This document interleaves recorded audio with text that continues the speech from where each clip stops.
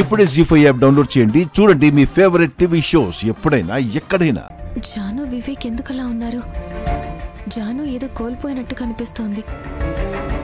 వివేక్ దేనికో జానుని ప్రాధేయపడుతున్నాడు. అసలేమై ఉంటుంది?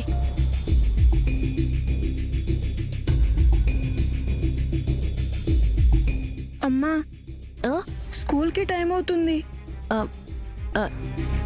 Driver, car పోనివ్వు. Janu, నేను చెప్పేది విను. జాను జాను జాను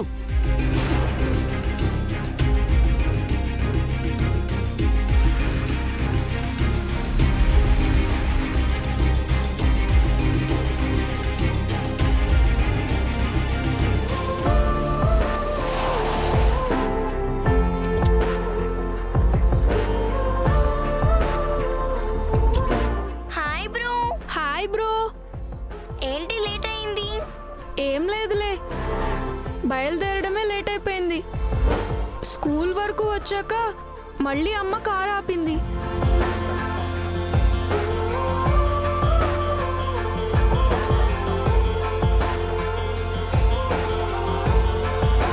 అక్కడ ఏం చూస్తున్నారమ్మా? ఏం లేదు లక్కీ. పాపం కదా జాను టీచర్. జాను టీచర్కి ఏమైంది? ఓ, మీకు తెలీదా? పాపం వాళ్ళిద్దరి పెళ్లికి పెద్దలు ఒప్పుకోవడం లేదు. అందుకే ఇద్దరు చాలా బాధపడుతున్నారు.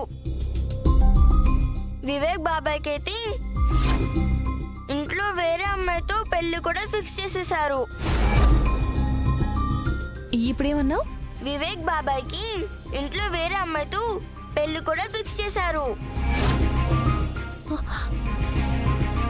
బాబాయా?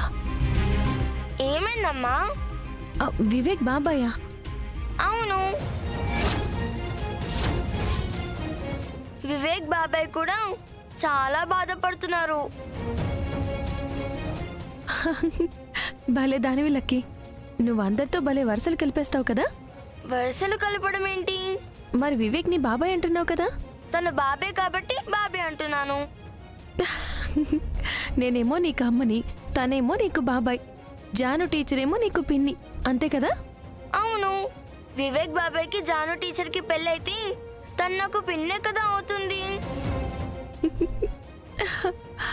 లక్కీ కరెక్ట్ గానే చెప్పింది కదమ్మా, ఎందుకు నవ్వుతున్నావు? అవును, మీరిద్దరూ కరెక్టే, నేనే రాంగ్. సరేనా? సరే సరే, టైం అవుతుంది, మీరు లోపలికి వెళ్ళండి. సరే అమ్మా. బాయ్ అమ్మా. బాయ్.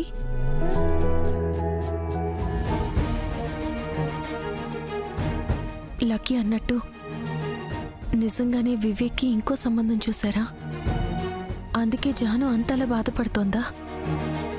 ఈ సమయంలో ఒక అక్కగా జాను పక్క నుండి ఓదార్చాలి, కానీ నాకు అవకాశం లేకుండా పోయింది. అయినా సరే, ఏదో విధంగా జాను దగ్గరికి వెళ్ళి తనతో మాట్లాడాలి, తనని ఓదార్చాలి. జీ5 యాప్ డౌన్లోడ్ చేసి అన్ని ఎపిసోడ్స్ పూర్తి ఉచితంగా చూడండి.